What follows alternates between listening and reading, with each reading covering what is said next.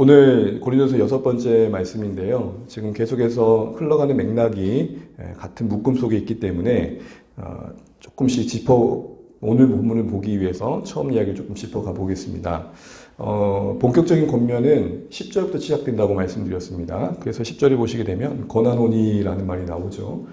권함의 내용은 뭐였습니까? 합하되 온전히 합해라 라는 겁니다. 그때 합한다는 말의 의미, 원래의 뜻은 찢어진 그물을 수선하다라는 것이죠. 여러분이 이제 그물을 던져서 고기를 잡는다 생각해 보세요. 그럼 어디로 새 나가겠어요? 당연히 찢어진 곳으로 새어 나가겠죠. 그런 의미에서 합한다라는 것은 단순히 합함 그 자체의 가치보다는 하나됨으로 인해서 이룰 그 일이 더 크다는 것이죠.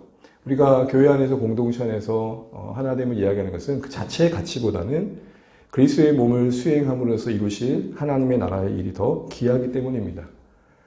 그런 의미에서 우리는 이 바울의 권면을 오늘 우리에게도 다시 한번 귀 기울여 드릴 필요가 있는 것이죠. 근데 사실은 이런 분쟁의 이유가 그런데 무엇이었습니까? 교회 내에 분파가 있었던 것이고 그 분파는 각각 선호하는 지도자를 따라 만들어진 갈등이었습니다. 그런데 이런 갈등의 이런 분파의 이면에는 가장 중요한 게 세속적 성공관이 깔려 있었다는 게 바울이 지금 계속 문제시하고 있는 것입니다. 당시 고린도 도시를 장악하고 있었던 성공주의. 정말 이 땅에 살아가는 동안 그래도 한번 성공을 해야지 라는 것들이 도시 전체적으로 깔려있는 그때에 성공하기 위해서 경쟁할 수밖에 없었고 그런 경쟁의 여러 방법들과 장치들이 있었던 것이죠. 이것이 교회 안에도 고스란히 들어와서 만든 갈등이었다는 게 문제였습니다. 이런 성공을 추구하는 세속적 욕망의 중심엔 뭐가 있겠습니까? 바로 우리의 존재감을 확장하고 싶어하는 본능이 있는 것이죠. 여기에는 예외가 아무도 없을 것입니다. 우리 마음 안에 뿌리 깊이 잘 잡고 있는 욕망이 뭡니까? 한마디로 말하면 내가 인정받는 겁니다. 내 존재감이 확인되어지는 겁니다. 자아 실현을 넘어서 자아 확장을 구하는 것이죠. 이 때문에 때로 우리가 우울증되기도 하고 이 때문에 때로 우리가 초라해지는 것이 아니겠습니까? 이런 상황 속에서 바울은 솔루션으로서 18절에서 25절에 키워드를 얘기하자면 십자가의 도를 꺼냈죠. 왜 구독 십자가를 얘기했을까요? 이 십자가가 갖는 상징성은 이미 성공적 가치관을 추구하는 세상의 처세술을 따라 지혜를 따라 성공을 추구했던 교회 내 신자들에게는 전혀 매력적이지 않은 가치였거든요. 근데 웃기잖아요. 십자가 때문에 구원 얻은 자들이 십자가가 매력 있게 와닿지 않는다? 그것이 큰 문제였던 것입니다. 그래서 세속의 지혜에 취했던 그들에게 하나님의 지혜인 십자가가 멀어질 수밖에 없는 그 안타까운 현실 속에 바울은 다시 한번 십자가의 도가 담고 있는 역설을 이야기합니다. 역설. 십자가는 그 자체로 성공적 가치와는 거리가 멀죠. 실패 아닙니까? 찢기고 무너지고 깨어진 그 현장이 그 죽음의 처참한 현장이 어떻게 성공할 수 있겠습니까? 그래서 당시에 유대인들에게는 거리끼는 거였고 이방인들에게는 미련한 거였죠. 이런 거였습니다. 어떻게 하나님이 십자가에 저렇게 처참하게 죽을 수 있느냐라는 것입니다. 또한 저렇게 처참하게 죽은 자가 어떻게 하나님일 수 있겠느냐라는 것이죠. 이러면서 유대인들은 예수님을 하나님으로 메시아로 받아들일 수 없었던 것이죠. 또 이방인들에게도 좀 고상하게 이룰 수 없었는가? 굳이 그렇게 잔인한 죽음을 통해 그렇게 이룰 수밖에 없었는가? 라는 생각들을 해볼 때 미련해 보였던 것이죠.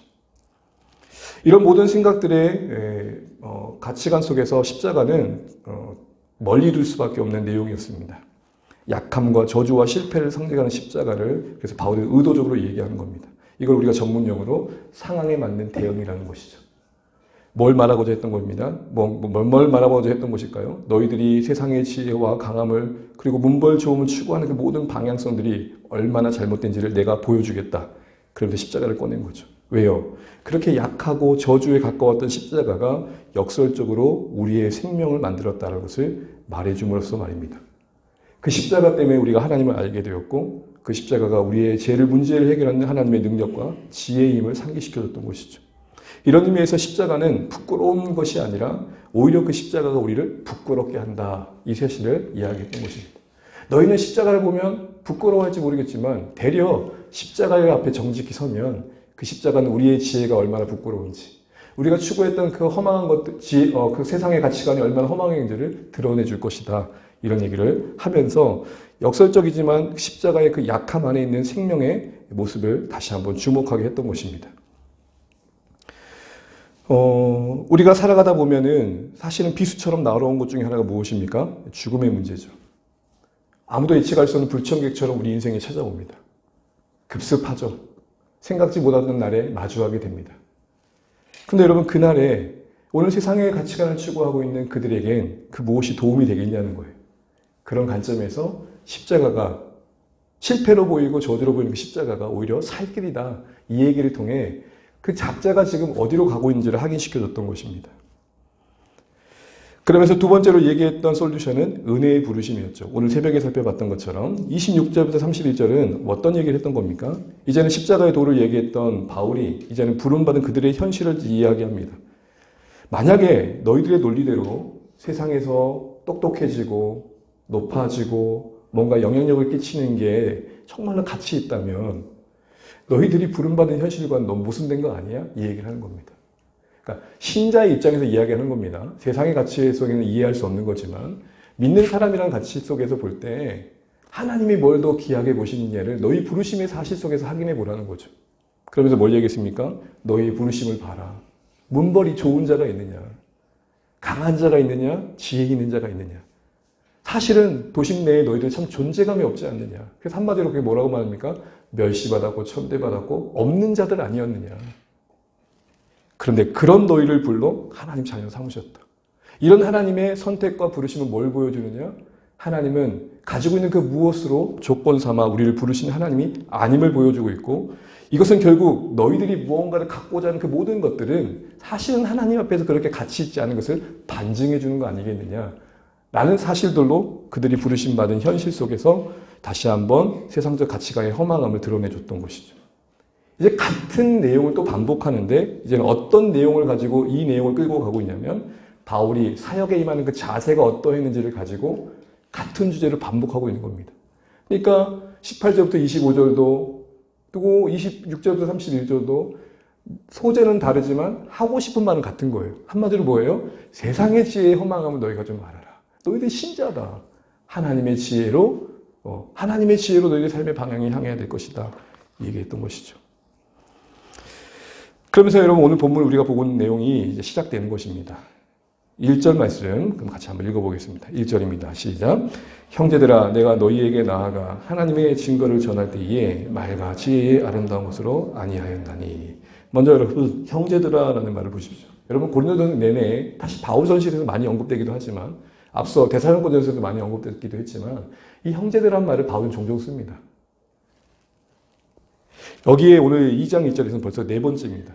앞으로도 틈틈이 반복될 표현입니다. 형제란 말은 무슨 말입니까? 바울 스스로가 교회를 어떻게 헤아리고 있는지를 보여주는 것이죠. 교회를 향해서도 그렇지만 자기 자신도 어떻게 교회와의 관계를 맺어야 될지를 이해하고 있음을 보여주는 겁니다. 한마디로 교회를 향한 시선을 지키고 있고 그 교회의 관계 속에서 자신의 위치를 지키고 다독이고 있는 겁니다. 그리스도 안에서 우리를 묶고 너희와 나를 우리로 묶고 사귀게 하신 하나님의 그 주권 아래서 지금 바울은 교회를 바라보는 시선을 지키고 있는 것입니다. 문제 많은 교회를 향해 지금 질책 중입니다. 앞으로도 계속 다루어야 할 문제가 쌓여 있습니다. 우리 아이들을 혼내다 보면 하나 이야기하고 나면 또 이야기할 것들이 있는 상황들이 되게 답답하잖아요. 그런 상황 속에서 오늘 형제들이라는 표현은 어떤 의미일까요? 마치 숨고르기를 하는 겁니다. 호흡을 가다듬는 거예요. 여유를 갖고 있는 겁니다. 감정에 복받친 마음에 쏟아내는 게 아니라 잠시 자신을 다독이고 있는 거예요. 형제들아. 이해를 돕기 위한 거니까 여러분의 현실과 전혀 무관한 이야기니까 편하게 들으십시오. 자녀를 훈계하다 보면 화가 나요. 야, 이 새끼야! 그러단 말이에요. 와! 쏟아내요. 그러다가 형제들이라는 말의 의미는 뭐냐면 주님이 주신 선물인데. 그래서 다독이거든요. 여기까지 쏟아 나왔던 생각들, 저 녀석을 주님이 주신 자식. 이게 지금 바울이 형제들하고 말하고 있는 마음의 내용인 거예요. 이해되십니까? 형제들아 하면서 마음을 다독이면서 이야기를 시작합니다. 그러면서 뭐라고 이야기합니까? 내가 너희에게 나아가 하나님의 증거를 전할 때에 바울이 2차 전도 여행 때 그들을 방문했던 그 시점을 떠올립니다. 그 처음 사건을 떠올려요. 우리 모두 관계가 조금 소원해질 때 우리의 관계의 그 시작을 더듬어 보잖아요. 그러면서 이야기하는데 이 내가라고 번역된 한글 성경의 내용은 사실은 헬라어로 보면 카이 에고인데 한글로 그대로 번역하면은 나도라는 말이에요. 그러니까 그냥 내가가 아니라 나도라는 말이. 이 나도란 말을 할 때는 생뚱맞는 말이 아니라 앞에 내내 이야기했던 것과 자신의 이야기를 관련시키는 거겠죠. 나도 그래. 이 말 하는 거예요. 가깝게는 31절에 뭐라고 그랬습니까? 주 안에서 자랑해라. 나도 주 안에서 자랑하려고 해. 나도 사역하는 동안 주님 안에서 자랑하려고 늘 애썼어. 이 얘기고, 내용적으로 본다면 앞에 26절에서 31절에 다루었던 내용이 뭡니까? 반복되는 내용이겠지만 그 내용이 뭐였죠? 은혜의 부르심을 강조하는 거였잖아요.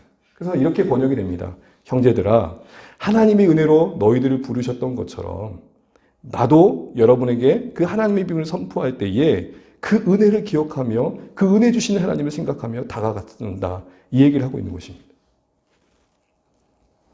이 말은 곧 하나님께서 그 교회를 부르실 때에 세상의 조건과 차별을 무시하시고 은혜로 선택하고 불러주셨던 것처럼 이를 통해 세상의 조건과 그 무엇이 구원에 기여하는 것이 전혀 없음을 폭로해 주셨던 것처럼 이렇게 폭로해 주심으로써 세상의 지혜와 모든 조건의 한계를 보여주시고 그 지혜와 조건을 향한 교회의 그 잘못된 집착, 그 잘못된 열심에서 돌이키기를 바라셨던 것처럼 나도 그런 같은 하나님의 마음을 따라 나의 사역의 자세에 임했단다. 이렇게 이야기를 하고 있는 것입니다.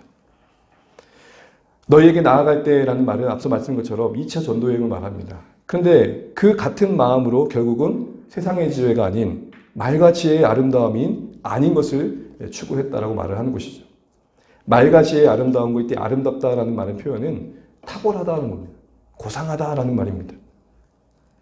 그러니까 바꿔 말하면 바울이 그런 하나님의 은혜의 부르심의 같은 맥락상에서 그들에게도 은혜에 의지하여 다가갈 때에 말과 지혜의 그 아름다움, 그 탁월함으로 고상함으로 가지 않았다는 겁니다. 이 말을 바꿔 말하면 말과 지혜의 탁월함을 바꿔 말하면 화려한 언변으로 다가가지 않았다는 것입니다. 화려한 언변으로 청중을 감동시키는 그런 방식으로 사역하지 않았다는 겁니다. 복음을 전하는 기회를 비밀 삼아 자신의 존재감을 가시하지 않았다라는 것입니다. 말과 지혜의 아름다움은 탁월한 언변과 화려한 운변술로 사람들의 마음을 홀리는 그런 방식으로 그들에게 다가가지 않았음을 이야기하는 겁니다. 왜요? 하나님도 그렇게 하지 않으시니까. 당시에 운변가들, 변론가들, 소피스트라고도 하죠. 그 개변론자들은 자신을 어떻게든 과시하려고 했다고 합니다. 그래서 대중의 마음을 얻고 그들의 기대에 부응하는 내용들을 가지고 이야기함으로써 인기를 얻고자 했던 겁니다. 왜요? 이제 이 인기가 시드머니가 되는 거예요. 그래서 이 인기만 생기면은 여러 영역에 진입할 수 있는 거죠. 정치계에도 갈 수 있고 여러 가지 영역의 경제계, 교육계. 그럼 좋은 일거리가 생기고 안정된 수입이 보장됐던 것이. 이게 그 당시의 사람들의 성공의 방정식이었습니다. 오늘 쉽게 이야기하면은 어느 영역이든 간에 뭔가 인기가 있으면 다른 영역으로 넘어가잖아요.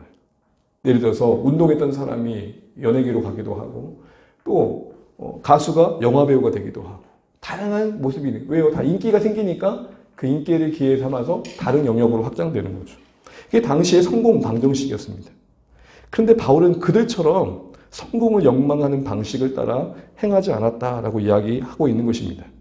이게 지금 교회 성도들에게 다시 한번 해주고 싶었던 말입니다. 왜요? 교회 성도들에게는 세상지에 의지하지 마라. 세상의 그 뛰어남과 강함을 추구하지 마라 해놓고는 자기는 그렇게 추구하면 말이 안 되는 거잖아요. 자신도 그렇게 하고 있음을 성도들에게 재차 강조하고 있는 것입니다.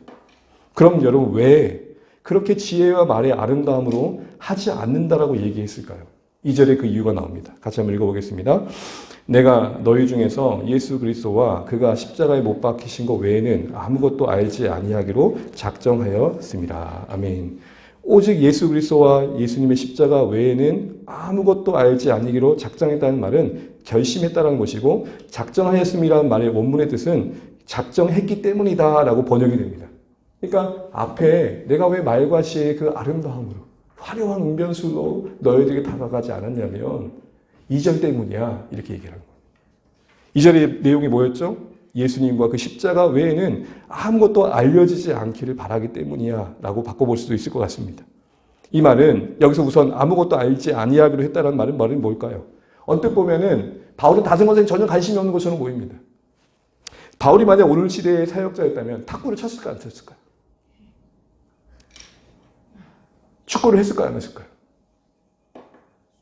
왜 고민하십니까? 했겠죠. 뭘 말씀드리냐면 이 말씀을 가지고 어떤 사역자들은 너무 자신을 고립시키는 경우를 제가 종종 봤어요. 바울도 예수와 그의 십자가 외에는 알지 않기로 했는데 사역자가 말이야, 시간이 뭐가 이렇게 남아돈다고, 축구하고 있고 탁구 치고 있고 놀고 다닌다고. 그러면 그 반대편의 분들도 얘기합니다. 목사님, 하나님은 우리에게 일반 계시를 주셨어요. 이 말의 의미는 그런 의미가 분명 아닐 것입니다. 세상에서 하는 모든 일을 정죄하는 게 아니라 삶의 우선순위와 관련되어 있는 것입니다. 십자가와 복음, 그 하나님이 가장 중요하다, 이 말을 하는 것입니다. 세상사에 무관심한 바울의 이야기가 아닙니다. 오직 교회 일만 집중했던 바울의 얘기가 아니라 성경만 보는 바울의 얘기가 아니라 바로 여러 일들을 할 수 있지만 그 일들 가운데 우선순위를 분명히 했다는 것입니다. 사랑하는 주안의 가족 여러분, 우리는 모든 걸 다 할 수 있을 것입니다. 그러나 이거 하나는 분명히 기억하시면 좋겠습니다. 신앙의 우선순위가 있다. 우리가 신앙을 갖는다는 것은 우선순위가 바뀐 겁니다. 우리가 기억해야 될 중요한 게 바로 그것입니다. 내 신앙이 성장한다는 게 모호한 게 아니라 점점 우선순위가 점점 조정되어지는 거예요. 때로는 그 우선순위가 충돌할 때는 가감히 포기하지도 않은 것이죠. 그러니까 신앙은 했냐 안 했냐가 아니에요. 무엇이 중요한디? 딱 이 말. 무엇이 중요한디? 그거 위해서 필요한 게 뭘까요? 곡성에 나온 또 다른 명언이 있죠. 현혹 두지 마소. 반짝거린다고 다 금이 아니에요. 이런 얘기.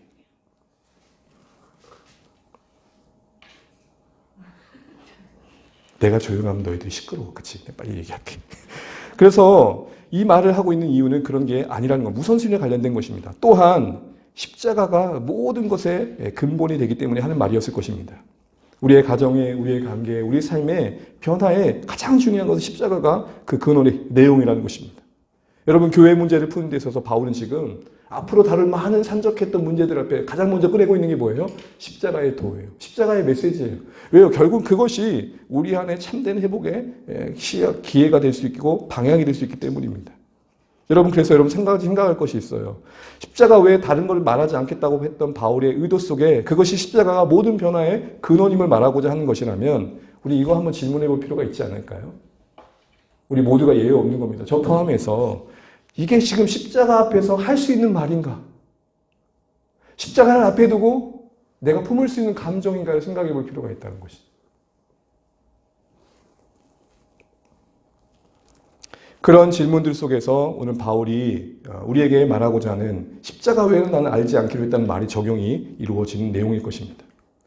이런 맥락에서 바울이 하려 했던 말은 결국 예수님의 복음의 십자가가 더 선명하게 드러나고 그것이 드러난 데 있어서 자신의 언변이 방해되지 않길 원했다라는 것입니다.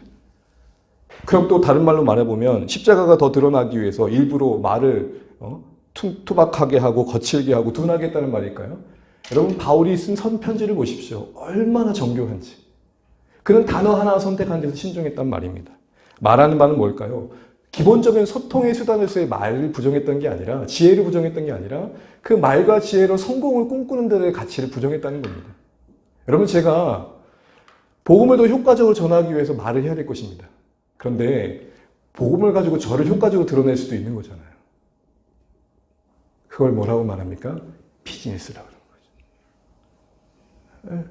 교회 안에서도 비즈니스가 있을 수 있는 것이죠. 바울은 그렇게 하지는 않았다, 이 얘기를 하고 있는 것입니다. 일부러 어눌하게 말하고 일부러 투박하게 말했다는 게 아니라는 것이죠. 다시 말해 바울의 관심은 혹이라도 자신이 너무 화려한 언변을 통해서 그것만 남을까 봐 걱정했다는 거예요. 제가 설교학 시간에 예화에 관련된 이야기를 들으면서 교수님이 이런 말을 했습니다. 목사님들, 전도사님들 설교할 때 예화를 많이 써야 될까요? 쬐까나 써야 될까요? 아예 안 써야 될까요? 뭐가 기준일까요? 하면서 설교를 너무 하다가 예화가 많으면 그것만 기억한다. 네, 그것만 기억. 우리 아이 교회 학교에 누가 제가 설교했던 중에는 엉덩이 뿔만 기억한다고 하더라. 뭔 얘기 하다가 엉덩이 뿔이 나왔는데 그것만 기억난다. 설교의 예화는 창문이다. 그래서 설교의 본문을 들어보기 좋은 정도, 그 정도만 하면 된다. 이런 얘기 들었던 기억이 있어요. 그러니까 바울이 하고 싶은 말이 뭐예요? 자기가 너무 멋있는 말을 해가지고 복음이 가려질까, 예수님이 가려질까를 두려워했다라는 것입니다. 그리고 이걸 위해서 바울은 어떻게 했느냐 할 때 그 선포의 내용이 오직 예수님만 드러나고 나타나기 위해서 4절과 같이 했다고 얘기하는 겁니다. 4절 말씀 읽어보겠습니다. 시작. 내 말과 내 전도 이 설득력 있는 지혜의 말로 하지 아니하고 다만 성령의 나타남과 능력으로 하여. 아멘. 여기서 다만의 의미는 뭔지 아십니까? 오직이라는 의미예요. 그러니까 오직 성령의 나타남과 능력으로 그래서 했다라는 겁니다. 내가 말에 화려한 언변으로 사람들에게 복음을 전하려고 하지 않았다는 것은 그만큼 성령의 능력이 더 나타나기를 바랬다는 거예요. 야, 나는 살 마음이 전혀 없었거든? 야, 그 사람 만나니까 빼도 박도 못해. 주머니 지갑이 열리더라고. 이런 식으로 복음 전하지 않고 싶었다는 거예요. 무슨 말이 되시죠? 정말 하나님이 일하시는구나를 드러내고 싶었다는 거예요. 우리 가는 그런 말을 하잖아요. 나는 몰라도 당신이 가서 전하면 잘 믿을 것 같아요. 무슨 말인지는 알 것 같아요. 잘 전할 수 있으나 믿게 하는 건 아니죠. 바로 바울은 그런 측면에서 말과 지혜의 탁월함으로 고상함으로 아름다움으로 하지 않으렸다는 것은 내 설득력에 의존하지 않고 하나님이 그들을 설득해 주시고 설복해 주시고 찾아가 주시기를 바랬다는 것입니다.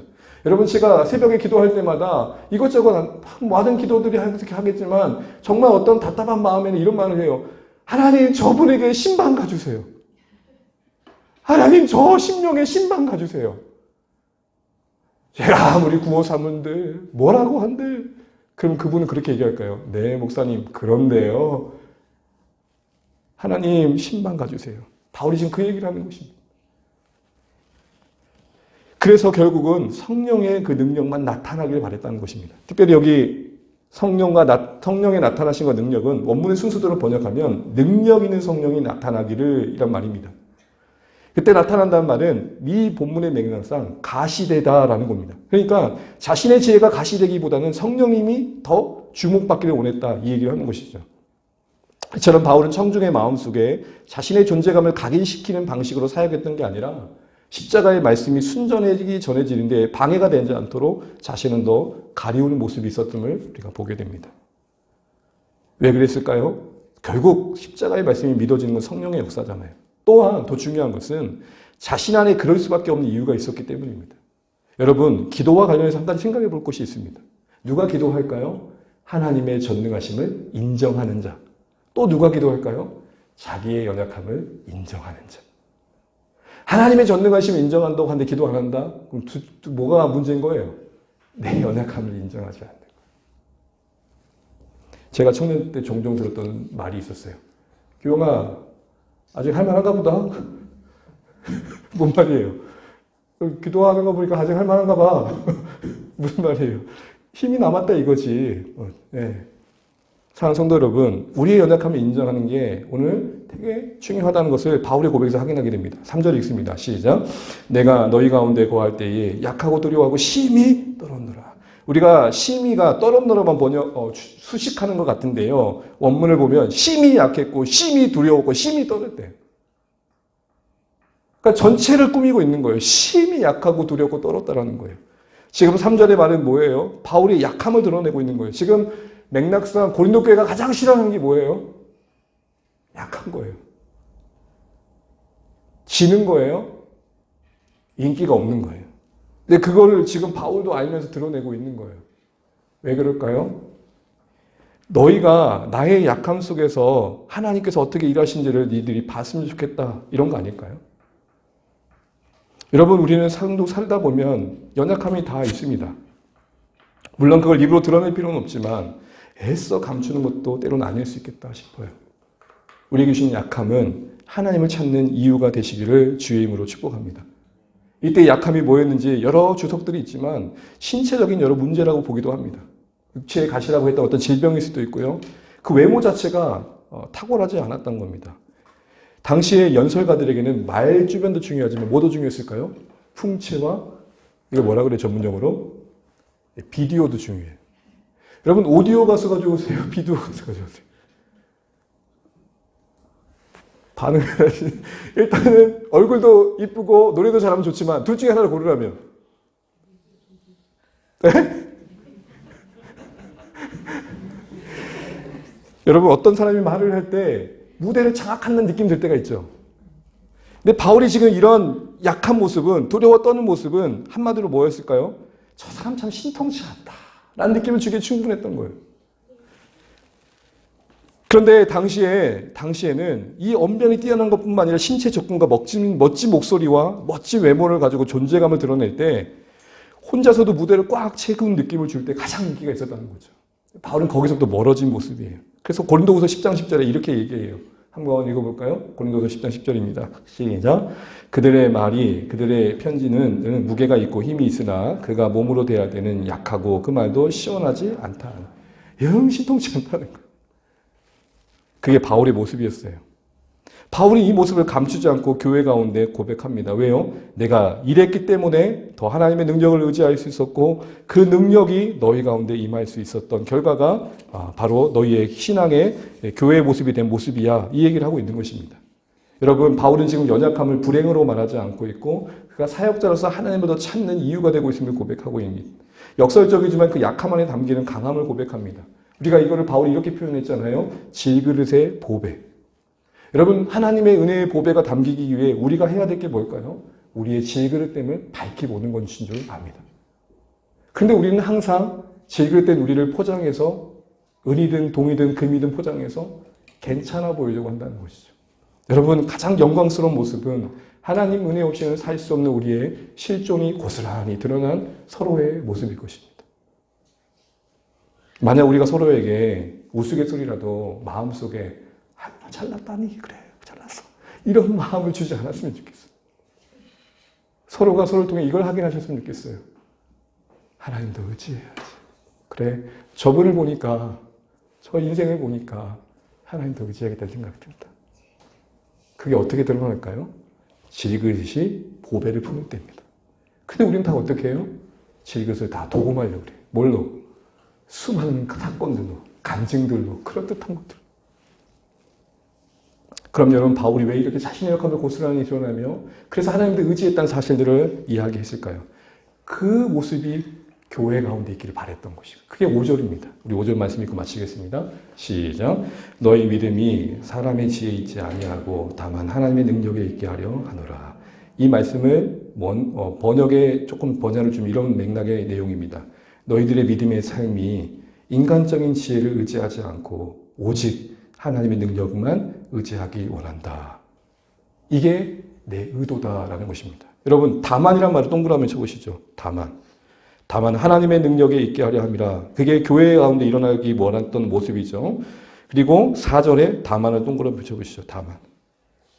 바울이 오직 다만 성령의 능력을 의지했던 것처럼 교회도 다만 하나님의 능력을 의지하길 바란다 라고 연결되어진 내용 속에서 우린 바울이 왜 고스란히 자신의 그 질그릇 같은 모습을 드러내고 그래서 하나님을 다 찾았던 모습을 나타내는지를 보게 됩니다. 뭐예요? 교회요. 세상의 지혜와 강함으로 너희를 포장하고 도금하려고 하지 마. 우린 질그릇이야.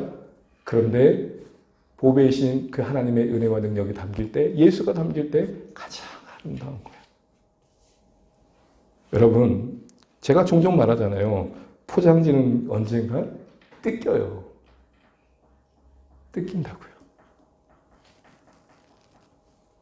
사랑하는 성도 여러분, 결국 5절에서 밝힌 결론처럼 바울은 결과적으로 교회에게 하고 싶은 말이 뭡니까? 내가 그랬듯 하나님의 능력을 바라보는 믿음으로 너희가 계속해서 그 믿음을 지켜가길 원한다. 근데 지금 너희는 세상의 지혜를 추구하는 방향으로 가고 있어. 그 지혜와 강함과 문벌 좋음으로 너희들의 신분 상승을 깨하는데 올인되어 있어. 그건 아닌 것 같아. 이 얘기를 했던 것입니다. 이제 말씀을 읽겠습니다. 바울은 그들 가운데 찾아갔던 그 처음 사건, 고린도 교회 가운데 사역했던 그때의 일들을 회상시킵니다. 그때 자신의 행보를 보여줍니다. 처음 그들을 만났을 때 그들에게 십자가를 가장 우선시했고 그 메시지가 그들 가운데 능력이 있기 위해서 자신의 연약함과 두렵고 떨리는 모습 중에서도 얼마나 성령의 능력이 나타나기를 바랬는지를 그들에게 기억시켜줍니다. 그렇게 했던 모든 것들이 결국 교회의 역가 되었고 너희가 되었고 열매로서 너희로 나타났고 너희 그 하나님을 의지한 결과인 너희도 동일하게 하나님을 의지하는 쪽으로 가길 바래. 이 얘기를 담아내고 있는 것입니다. 이를 통해서 교회가 스스로 복음의 그 은혜의 원리로부터 얼마나 멀어진지를 자각하고 다시 복음의 중심에 하나님 능력을 의지하는 삶의 중심으로 되돌아오기를 바랬던 것이죠. 욕망의 시대를 사는 우리입니다. 정신없이 살다 보니 어느새 복음과 은혜, 하나님을 의지하는 삶으로부터 멀어진 우리, 무릎 꿇음으로부터 멀어진 우리 아닌가 돌아봅니다. 생명의 역사가 내 힘, 내 언변, 내 목소리에 있는 줄 알고 바쁘게 움직이고 고래고래 소리치릅니다. 칼을 휘두릅니다. 그러나 여러분 잠잠해지시면 좋겠습니다. 사람의 지혜로 대표되어진 세상의 방식과 힘의 논리가 아니라 우리 안에 계신 하나님의 능력을 모든 순간 기억하며 의지하시는 우리 주 안의 모든 가족 되시기를 주님의 이름으로 축복합니다. 그럴 때 바울이 1절에 시작했던 형제들아 나도 주 안에서 자랑해 라는 말을 경험하게 될 것입니다. 주 안에서 자랑할 것이 많아지기 위해 우리의 약하고 두려워하고 힘이 약한 모습들을 겸손히 인정하고 그 하나님의 능력을 의지하는 순간순간의 선택들 속에 예수님만 자랑할 만한 이야기들로 우리의 삶이 채워져 가시는 결단해야 하는 오늘의 말씀 되시기를 주의 이름으로 축복합니다.